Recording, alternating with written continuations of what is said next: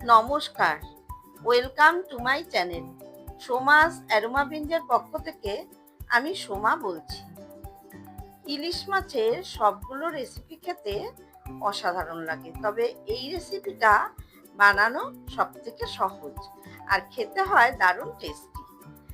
আমার আজকের রেসিপি সর্ষে ইলিশ। সকলে ভীষণই ভালো বানাতে পারেন, তবে আমি কিভাবে বানাই সেটাই আজকে আপনাদের সাথে শেয়ার করব। তাহলে আসুন দেখে নেওয়া যাক আমার আজকের রেসিপিটি। সর্ষে ইলিশ বানাবার জন্য আমি এখানে নিয়েছি 8 পিস ইলিশ মাছ। আমি এখানে রিং পিস নিয়েছি, আপনারা চাইলে গাদা পেটি দিয়েও বানাতে পারেন। এবারে একটা মশলার পেস্ট তৈরি করে নেব। তার জন্য এখানে নিয়েছি একটা মিক্সার গ্রাইন্ডারের বাটি। তাতে নিয়ে নিচ্ছি 2 চামচ কালো সর্ষে, 1.5 চামচ সাদা সর্ষে আর 2 চামচ পোস্ত। দিয়ে দিচ্ছি 1/2 চা চামচ লবণ। প্রথমে এগুলো শুকনো অবস্থায় একটু গুঁড়ো করে নেব। দেখুন, সর্ষে পোস্ত মিহি করে গুঁড়ো করে নিয়েছি। আর এই সর্ষে পোস্ত বাটার সময় একটু লবণ দিয়ে দিলে সর্ষে কিন্তু বাটার পরে কখনোই তেতো লাগবে না। তাই অবশ্যই সর্ষে বাটার সময় একটু লবণ দিয়ে বাটবেন। এবারে এর মধ্যে দিয়ে দিচ্ছি 8টা কাঁচা লঙ্কা, তবে ঝালটা অবশ্যই নিজেদের স্বাদ অনুযায়ী দেবেন। দিয়ে দিলাম 1 চা চামচ হলুদের গুঁড়ো। এবারে অল্প জল দিয়ে এই সর্ষে পোস্তটা ভালো মতো পেস্ট করে নিলাম। দেখুন কত সুন্দর মিহি করে পেস্ট করে নিয়েছি। এখন মাছের মধ্যে সমস্ত মশলার পেস্টটা দিয়ে দিলাম আর দিলাম স্বাদ অনুযায়ী লবণ। আগে মশলার মধ্যে একবার লবণ দিয়েছিলাম মশলাটা যখন বেটেছি, কাজেই সেই বুঝে এখন লবণটা দিলাম। আর দিলাম 1/2 চা চামচ চিনি। 5 থেকে 6টা দিয়ে দিলাম গোটা কাঁচা লঙ্কা। অনেকেই দেখবেন এই ইলিশ মাছের মধ্যে এই কাঁচা লঙ্কা খেতে পছন্দ করেন। এবারে দিয়ে দিলাম পরিমাণ মতো কাঁচা সর্ষের তেল। তারপর হাত দিয়ে সমস্ত মশলার সাথে মাছ ভালো করে মাখিয়ে নিচ্ছি।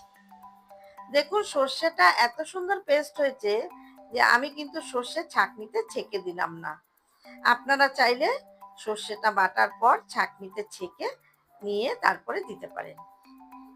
এইভাবে একবার সর্ষে ইলিশ বানিয়ে দেখুন, স্বাদ মুখে লেগে থাকবে। এবারে ঢাকা দিয়ে 20 থেকে 25 মিনিট রেখে দেব। তাতে সমস্ত মশলার ফ্লেভারটা, নুন ঝাল মাছের ভেতরে খুব ভালোভাবে ঢুকে যাবে। 25 মিনিট পর ফিরে আসলাম। গ্যাসে একটা কড়াই বসিয়ে তাতে দিয়ে দিলাম 1 কাপ জল।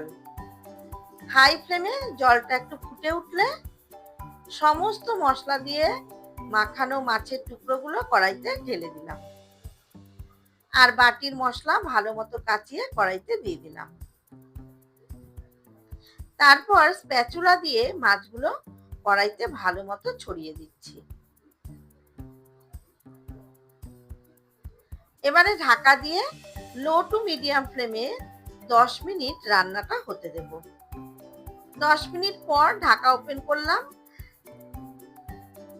চেষ্টা করবেন কোনো রকম খুন্তি বা স্প্যাচুলা ব্যবহার না করে এইভাবে কড়াইয়ের হ্যান্ডেল ধরে একটু নাড়িয়ে নেবেন। তবে আমি মাঝে একবার সবগুলো মাছ কিন্তু উল্টে দিয়েছি।